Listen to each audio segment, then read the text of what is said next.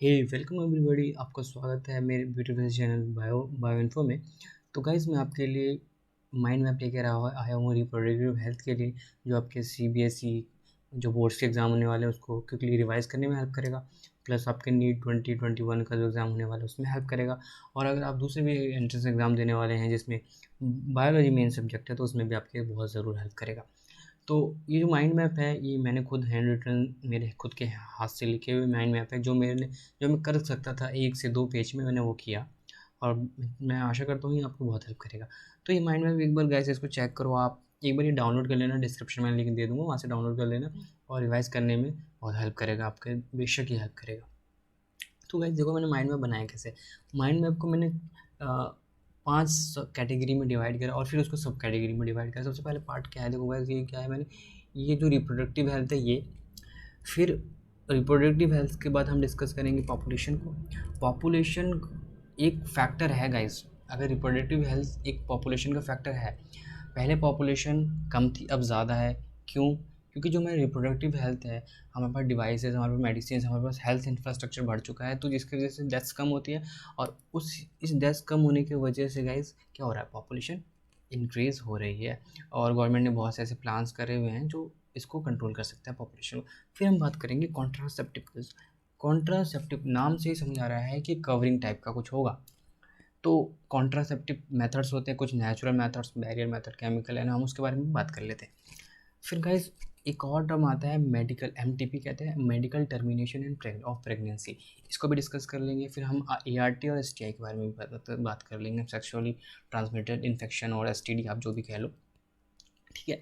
तो सबसे पहले हम अगर पॉपुलेशन का एक ब्यौरा लें, मैं आपको यहाँ पे ये जो पॉपुलेशन है उसका एक एक हम कहते हैं ना कि एक अंदाज़ा लगाएं कि 2000 से 2011 में और 2000 के समय में अगर पॉपुलेशन की हम ऐसे अंदाज़ा लगाएं तो 2000 से 2011 के बीच में तो वर्ल्ड की पॉपुलेशन थी, आपके एनसीईआरटी का डाटा है ये, कि 1900 में 2 बिलियन थी। फिर ये आगे मूव करा तो जब 2000 में 6 बिलियन हो गई और अब करीब करीब करीब आपके 7.2 बिलियन है। पहला ये। दूसरा, इंडिया की पॉपुलेशन जो पूछ सकता है आपके क्वेश्चन एग्जाम्स में, 1947 में इंडिया की पॉपुलेशन थी 350 मिलियन। कितनी थी? 350 मिलियन। और अब इसका क्या हुआ है, 2% ग्रोथ कह रहे हैं ना अर्थ का। अगर अर्थ में 1.2 बिलियन हमारी, सॉरी 1.2 बिलियन तो इंडिया की ही है, 2% ग्रोथ हुई है। अगर आप 2000 से 2011 की बात करो, ये देखो 2000 से 2011 की बात करोगे तो 1 बिलियन यानी कि 2% का इजाफा हो गया, ठीक है। अब क्या है गाइस कि मोर्टेलिटी रेट क्यों गिर रही है, क्यों गिर रही है, ठीक है। क्यों? क्योंकि जो हमारा हेल्थ इंफ्रास्ट्रक्चर है वो बढ़ चुका है। अब हम बात कर लेते हैं गाइस कॉन्ट्रासेप्टिव मेथड्स के बारे में। गाइस मैं जो ये पीडीएफ है मैं पूरा हाईलाइटर करके दूंगा, आप लोग इजीली डाउनलोड कर लेना, बस मैं भी समझा रहा हूँ जो समझो। पहली बात की देखो, कॉन्ट्रासेप्टिव मेथड्स में सबसे पहला मेथड है नेचुरल मेथड्स, फिर है बैरियर मेथड, फिर है केमिकल मेथड, फिर है सर्जिकल मेथड। पहला नेचुरल मेथड है, ये आपके एक होता है, अगर आपको थोड़ी सी बायोलॉजिकल और आपकी फिजियोलॉजिकल नॉलेज है, उस बेसिस पे आप अपने मेंस्ट्रुएशन को फॉलोअप कर रहे हैं, तो उस हिसाब से आप क्या होते हैं, प्रेगनेंसी से बच सकते हो। बेसिकली ये एक सबसे बोलते हैं ना कि इसके चांसेस बहुत कम होते हैं, यानी कि ये लेस इफ़ेक्टिव है। इफ़ेक्टिव हो भी सकता है और नहीं भी हो सकता, लेकिन ये लेस इफ़ेक्टिव है। क्या होता है इस नेचुरल मेथड में, क्या होता है, विड्रॉल मेथड होता है, जिसमें क्या होता है, हम विड्रॉल मेथड तो पता ही होगा गाइस कि प्री इजैकुलेशन से क्या होता है, प्री इजैकुलेशन से आप पहले अपना पेनिस बाहर कर देते हो वेजाइना से, ये भी तो एक तरीका है। फिर एक टर्म आता है लैक्टेशन अमोनोरिया, क्या है, लैक्टेशन अमोनोरिया, ठीक है। ये हो गया, ये एक टाइम पीरियड होता है, यानी कि अगर बच्चा हो गया आपको, एक बार बच्चा हो जाता है तो 6 महीने तक वो प्रेग्नेंट नहीं होगी, ओके। क्यों नहीं होगी? रीज़न होता है क्यों नहीं होगी, क्योंकि प्रोलैक्टिन एलएच और एफएसएस का सिक्रेशन हाई होने देता है, हाई रहता है, जिस वजह से जो आपके एंडोमेट्रियम वॉल है जहाँ पे आपका इम्प्लांटेशन होता है वो हो नहीं पाएगा, ठीक है। बैरियर मेथड में क्या होता है गाइस, एक होता है फिजिकल और फिजिकल बैरियर होता है, लाइक एग और स्पर्म को मीट नहीं होने देगा। दूसरा मेथड होता है कॉन्डम। कॉन्डम किसका बना होता है, आपका कॉन्डम जो बना होता है लेटेक्स का बना होता है, और निरोड टाइप का भी एक कॉन्डम आता है जो लेटेक्स है। दूसरा है फीमेल कॉन्डम। फीमेल कॉन्डम की आपको इसके बारे में भी पता होना चाहिए गाइस, ठीक है। फिर जो आपको बैरियर मेथड में आता है वो डायफ्राम। डायफ्राम तो पता ही होगा आपको क्या होता है, सर्वाइकल कैप और वॉल्ट, ठीक है। If I talk about the chemical methods, तो केमिकल मेथड्स में लेडीज़ क्या करती है, पिल्स ले लेती है। मर्द के लिए नहीं होता गाइस, मर्द के लिए कोई भी केमिकल मेथड नहीं होता। पिल्स, आईओडी, इम्प्लांटेशन, इंजेक्शन से वो अपना काम कर लेती है। गाइस एक टर्म है यहाँ पे कि जो एस्ट्रोजन एंड प्रोजेस्टेरोन की जो इमरजेंसी कॉन्ट्रासेप्टिव पिल्स होती हैं, ये मॉर्निंग के बाद लेते हैं। लेडीज़ क्या होते हैं बेसिकली, ये मॉर्निंग के बाद दे देते हैं, ठीक है, ओके। हाँ, चलो गाइज अब ना एक जो एक डेट याद करवा देते हैं हम आपको एक डेट याद करवा देते हैं, ठीक है। मैं हाईलाइटर चूज़ कर लूँ ज़रा, ओके। तो ये जो डेट है आप इम्पोर्टेंट है, ये एग्जाम में पूछ सकते हैं। ये वाला जो डेट है आप याद कर लें, जो हमारे में RCH कहते हैं, यानी reproductive child health care programme जो शुरू हुआ था, फैमिली प्लानिंग जिसको कहते थे, हम दो हमारे दो, वो 1951 में हुआ था, और जो शायद मेरे हिसाब से सफल नहीं हो पाया। हमारी जो कंट्री सबसे पहले इसका इनिशिएटिव लिया था, हम दो और हमारे दो, लेकिन हमारी पॉपुलेशन भी बहुत ज़्यादा है, वर्ल्ड में सेकंड स्टेज पे हैं हम, और हो सकता है बहुत आगे बढ़ जाए, ठीक है। अब तो केमिकल मेथड में कुछ पिल्स के नाम बता देता हूँ मैं आपको, जैसे कि ये सहेली। सहेली सबसे पहले कहाँ बनी थी, CDRI लखनऊ में है ये, ठीक है। सहेली में क्या होता है, सेंट्रोक्रोमैनी यानी एंटीचिस्ट्रोन कहते हैं इसको, ठीक है। पिल्स में क्या होगा, COC पिल्स भी आ जाती हैं, एस्ट्रोजन एंड प्रोजेस्टेरोन वाली। और प्रोजेस्टेरोन पिल्स में क्या होता है, प्रोजेस्टेरोन ही होता है, ठीक है, उसका नाम होता है। देखो गाइस एक होता है कि जो बैरन मेथड है उसमें आता है आईओडी, सॉरी केमिकल मेथड है उसमें आईओडीज होता है, जिसमें हम बहुत तरह के आईओडीज यूज़ करते हैं। एक होता है लिपी लूप्स, जैसे किस करते हैं ना वैसे लिपी लूप्स, ओके। दूसरा होता है CO यानी कॉपर रिलीजिंग आयोडीन, या COT NCU7 मल्टी लोड होता है। रेड्यूस मोबिलिटी ऑफ स्पर्म, क्या करते हैं, स्पर्म्स के मोबिलिटी को बहुत ही रेड्यूस कर देता है। कौन, कॉपर, क्योंकि कॉपर हेवी थोड़ा मेटल है, हेवी मेटल है, ठीक है। और देखो, और एक और हार्मोनल आयोडीज होते हैं जो आपका है प्रोजेस्टेरोन रिलीजिंग हार्मोन भी कहते हैं हम इसको, तो उसका है प्रोजेस्टेस्टेन, जो मैं आई थिंक प्रोनाउंसिएशन नहीं, वो मैनेज कर लेना, मेरे से थोड़ा प्रोनाउंसिएशन स्टैमर होता है कभी कभी, वो मैनेज कर लेना आप लोग। LNG20, LNG20 का ना फुल फॉर्म पूछ सकते हैं आप लोगों से, क्या है, लिवोनिस्टेरॉन, ठीक है। अब क्या होता है गाइस, एक और है इम्प्लांटेशन के समय उनकी यूज़ क्या है, देखो यार प्रोजेस्टेरोन क्या है, इसको क्या क्या कहते हैं, प्रेगनेंसी हार्मोन क्या कहते हैं, टर्म भी लिख सकते हो आप, मिलाओ मैं लिख देता हूँ। प्रोजेस्टेरोन को हम कह सकते हैं, कहते हैं, प्रोजेस्टेरोन को हम कहते हैं प्रेगनेंसी हार्मोन, ठीक है। प्रोजेस्टेरोन को क्या कहते हैं हम, प्रेगनेंसी हार्मोन, ओके गाइस। हाँ, ओके, होप सो आपको समझ आ गया प्रोजेस्टेरोन को क्या कहते हैं हम, प्रेगनेंसी हार्मोन, ओके। देखो गाइस ये जो मैंने ये चीज़ बनाई है ना आई, ये इंजेक्शन से रिलेटेड है। क्या है गाइस, ये इंजेक्शन से रिलेटेड है। कौन से इंजेक्शन, जो मस्कुलर इंजेक्शन होते हैं ना, जो हमारे मसल्स में लगाते हैं, वो क्या है, डेपो इंजेक्शन, जो एग्जांपल क्या है, डेपोवेरा, क्या है, डेपोवेरा, और ठीक है। अब यहाँ पे गाइस जो हमारा इम्पॉर्टेंट पार्ट है MTP, that is called medical termination of pregnancy. देखो इसमें मोटी मोटी चीज़ें समझ याद करके रखना है आपको। कितने MTP होते हैं पर साल, 45 से 50 मिलियन। ये इंडिया का डाटा नहीं है, पूरे वर्ल्ड का डाटा है, ओके। इन 1971 इंडियन गवर्नमेंट ने इसको लीगलाइज कर दिया, यानी कि अब आप इसको यूज़ कर सकते हो, लेकिन कुछ पॉलिसीज़ के साथ, क्योंकि इसका आप मिसयूज़ भी आराम से कर सकते हो, ठीक है। कैसे, जैसे कि किसी को मान लो लड़की बहुत, हरियाणा, अगर आप भी हरियाणा बिहार बंगाल में जाओगे तो वहाँ पे लड़कियों को पसंद नहीं करते, तो हम इसकी अगर यहाँ पे इंडियन गवर्नमेंट इसको लीगलाइज के साथ कुछ पॉलिसीज़ नहीं रखती ना, तो इसका मिसयूज़ हो जाता है और होता भी है, ठीक है। तो MTP क्या है, इसका अमेंडमेंट एक्ट है, 2017 में आया, यानी कि फर्स्ट 12 वीक में अगर आप अबॉर्शन कराओगे तो वो सेफ है, ये बात इंपॉर्टेंट है, ठीक है। और सॉरी, और अगर MTP पिल कौन कौन से, अगर कुछ MTP पिल खाते हैं जिससे हमारा क्या, एक तो सर्जिकल अबॉर्शन होता है, और एक होता है कि आपने पिल्स खा लिया उसके बाद क्या हुआ, फीटस बाहर आ जाता है, आ सकता है। तो कौन कौन सी पिल्स है, RU486, ठीक है, माई फी प्रोजेस्टेरोन, जिसको कहते हैं एंटी प्रोजेस्टेरोन। और anti progesterone means what, pregnancy hormone को एंटी काम करेगा, मतलब उल्टा काम करेगा। जैसे प्रोजेस्टेरोन सीधा काम कर रहा है, अगर एंड्रोमेट्रियम इम्प्लांटेशन को कंट्रोल करके रख रहा है, तो वो उसको अनकंट्रोल करके फीटस बाहर आ जाता है, एम्ब्रॉय बाहर आ सकता है, ठीक है। हाँ, देखो गाइस, ये जो मैंने बनाया है, ये जो मैंने पार्ट बनाया है आपके लिए, ये भी बहुत इम्पोर्टेंट है।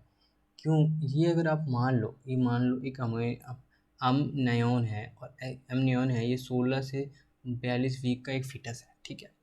इसमें हम क्या करा सकते हैं, एमनियोसिटीज करा सकते हैं। यानी क्या होता है कि एमनियन फ्लूइड होता है आपके फीटस में, मतलब फीटस में जो एक उससे ऊपर की जो कवरिंग होती है ना, जिसको हम अमोनियन कहते हैं, उसमें अमोनियन फ्लूइड्स होते हैं।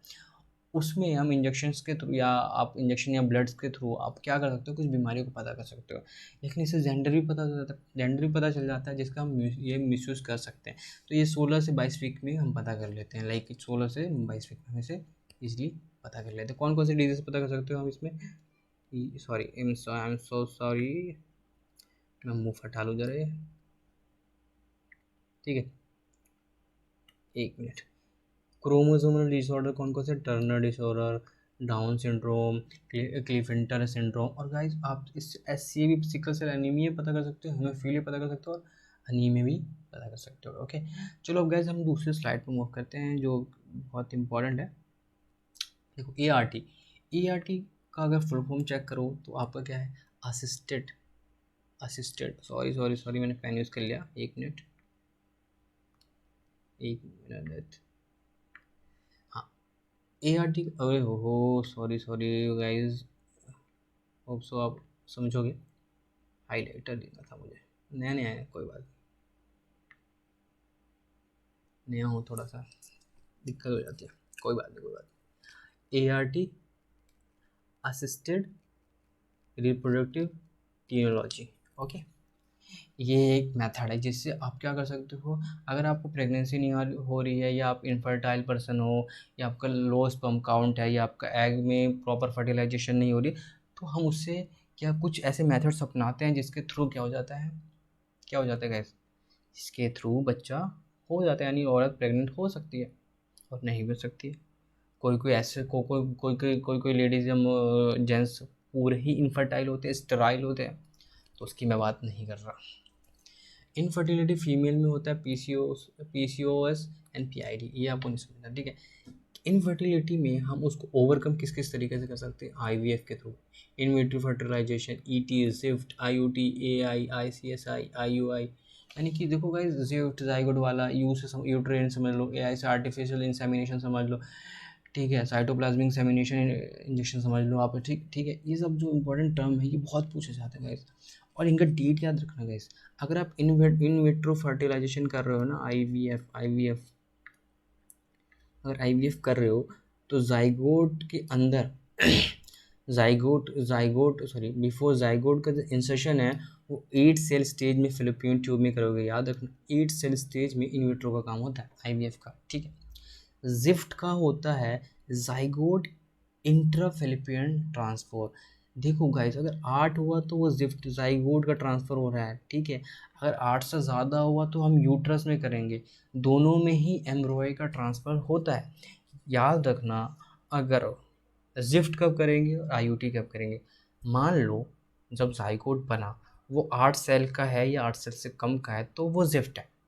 अगर वही 8 सेल से ज़्यादा का है तो वो आईयूटी है, दोनों ही एम्ब्रॉय ट्रांसफ़र का की श्रेणी के अंदर आ जाते हैं। इतनी बात क्लियर है? होप सो क्लियर है, नहीं तो कमेंट करके बता देना, मैं बता दूँगा, ठीक है। अब देखो आईसीएसआई क्या होता है? Intra cytoplasmic injection. इंजेक्शन लेते हैं, क्या करते हैं हम इसमें? इंजेक्शन लेते हैं स्पर्म का, क्या करते हैं हम इसमें? इंजेक्शन लेते हैं, उसको इंजेक्शन को हम कहाँ डाल देते हैं? गैमीट में, किसके? फीमेल गैमीट में। ओके, फीमेल गैमीट क्या है हमारा? ओवम। ओके, बहुत ही माइक्रो लेवल पे काम होता है। अब गिफ्ट क्या गया? गैमीट, सीधा गैमीट का ट्रांसफ़र करवा दो, किसका गया? सीधा गैमीट का ट्रांसफ़र, ओके, सीधा गैमीट का ट्रांसफ़र करवा दो। ओके, नाउ एक टर्म आता है आर्टिफिशियल इंसेमिनेशन, जिसको हम एआई कहते हैं। इवन जब, याद रखना, जब भी मर्द में लो स्पर्म काउंट होगा तो हम कोशिश करते हैं क्या करने का? आर्टिफिशियल इंसेमिनेशन कराने का। ये सबसे बेस्ट मेथड होता है, क्योंकि ये ईजी होता है, सीधा इंजेक्शन के थ्रू वेजाइना यूट्रस में हम क्या करते हैं? पुश कर देते हैं स्पर्म को, जिस स्पीड में जाना चाहिए उस स्पीड में नहीं जा सकता। या सोचो ना गाइस, अगर तादाद ज़्यादा है तो चांसेस ज़्यादा है, कम तादाद है तो हमें उसे धक्का देना पड़ेगा, स्पीड बढ़ानी पड़ेगी। तो हम आर्टिफिशियल इंसेमिनेशन ऐसे यूज़ करते हैं। Now it is clear now, ठीक है। याद रखना गाइस, जो STD, RTI या VD कुछ भी कह दो, STD मतलब sexual disorder, reproductive trend infection, या वर्नल डिजीज़ कह दो, कुछ भी कह दो, ये ज़्यादातर किस में होता है? ये ज़्यादातर आपका होता है 25 से 24 साल के बच्चों में।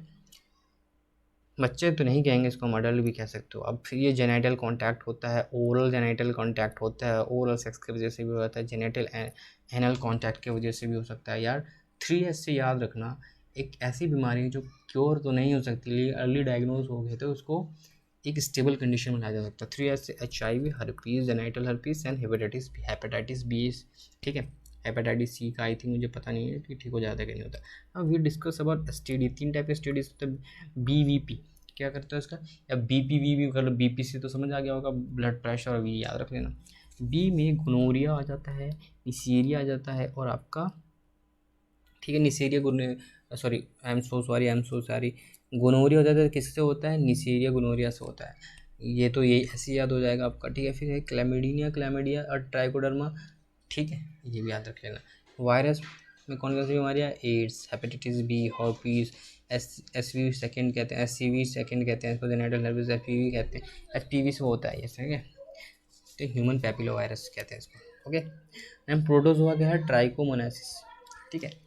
होप सो गाइज ये आपको अच्छा लगा होगा। अगर अच्छा लगा मेरे दोस्तों, मेरे भाइयों, तो प्लीज़ चैनल को कर दो सब्सक्राइब, और ऐसे ही माइंड मैप मैं आपके लिए लाता रहूँगा, और लाइक कर देना। Thank you so much, love you all. मैं PDF दे दूँगा।